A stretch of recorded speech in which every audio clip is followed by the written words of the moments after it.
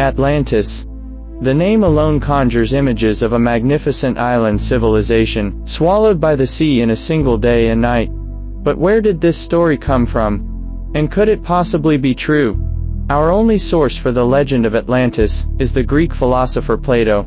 Around 360 BCE, Plato wrote two dialogues, Timaeus and Critias, in which he told the story of a powerful island empire that existed 9,000 years before his time. According to Plato, Atlantis was located beyond the Pillars of Heracles, the ancient name for the Strait of Gibraltar. It was a vast island, larger than Libya and Asia combined, with a magnificent capital city of concentric rings of land and water, connected by canals and bridges. The Atlanteans were wealthy, technologically advanced, and ruled a great maritime empire.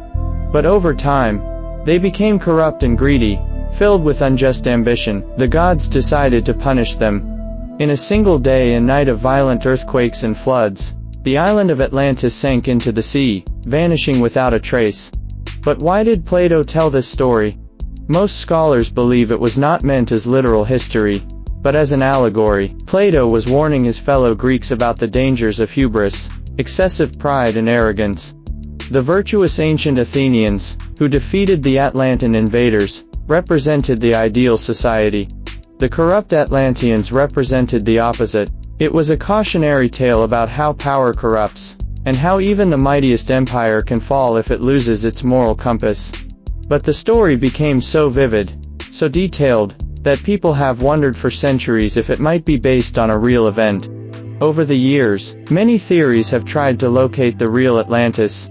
Two stand out as the most plausible. The first is the Minoan civilization and the eruption of Thera. The Minoans were a highly advanced Bronze Age civilization centered on the island of Crete, flourishing from around 3000 to 1450 BCE. They built grand palaces, had running water, beautiful art, and a powerful navy. Around 1600 BCE, the volcanic island of Thera, modern-day Santorini, erupted in one of the largest explosions in human history. The eruption was so massive that it caused the center of the island to collapse, creating a giant caldera, or crater, filled with seawater. The tsunamis triggered by the eruption devastated coastal Minoan cities on Crete, possibly contributing to the rapid decline of their civilization. Proponents of this theory point to several striking parallels. The eruption of Thera was a sudden, catastrophic event of biblical proportions, matching Plato's description of Atlantis destroyed, in a single day and night. Santorini's current caldera forms a natural ring of islands, around a central lagoon, which resembles Plato's description of concentric rings of land and water.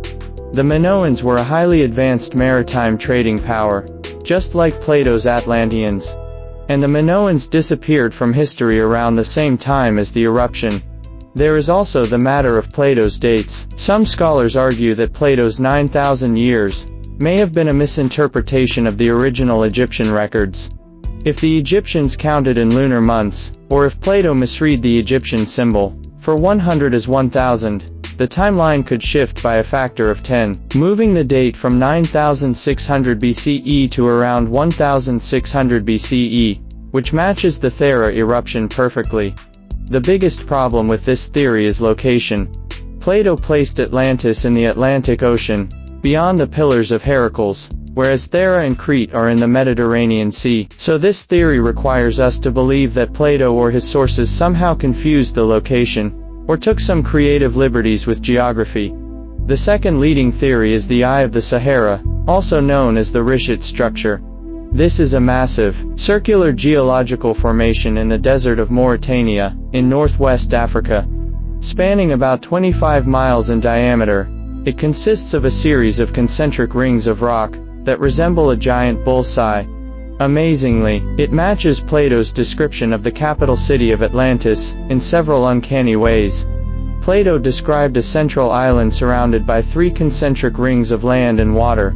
The Richet structure is naturally formed as a series of concentric rings. Plato gave the citadel a diameter of roughly 11 miles.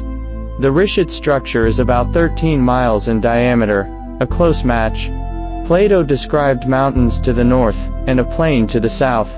The Rishit structure has mountains to the north, and a flat plain to the south. And most intriguingly, the Rishit structure is located in northwest Africa, which in ancient times was across the water, an island waiting to be discovered. Proponents of this theory also point to geological evidence. Satellite imagery has revealed substantial amounts of salt within the Rishit structure's rings, which could indicate that seawater once filled those depressions, making the area look like a series of circular canals. The surrounding sand appears to have been swept across the land in patterns that look like evidence of a massive tsunami.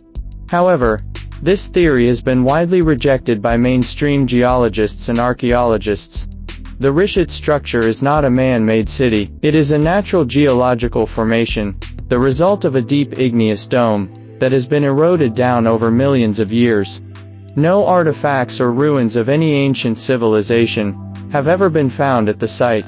The salt deposits are not evidence of an ancient sea. They are more likely the result of rainwater dissolving minerals and then evaporating.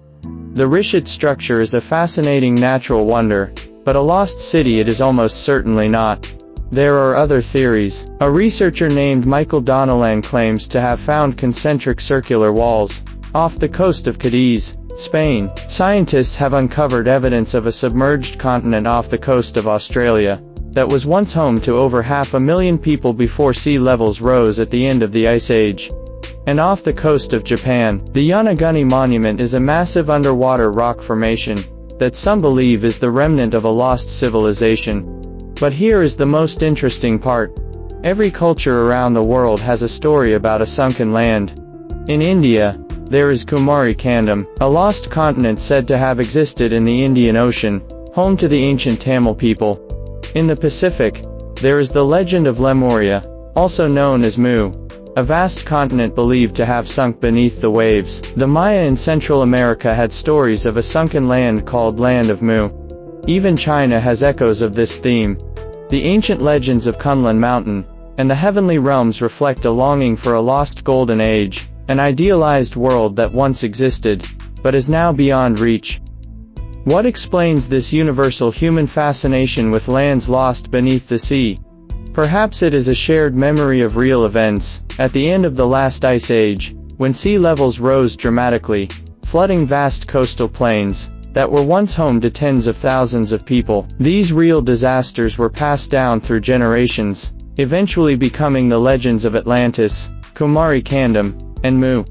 Or perhaps the story of a sunken land is a powerful metaphor, a symbol for the fragility of civilization, the fleeting nature of power, and the truth that nothing, no matter how great, lasts forever. So, did Atlantis actually exist?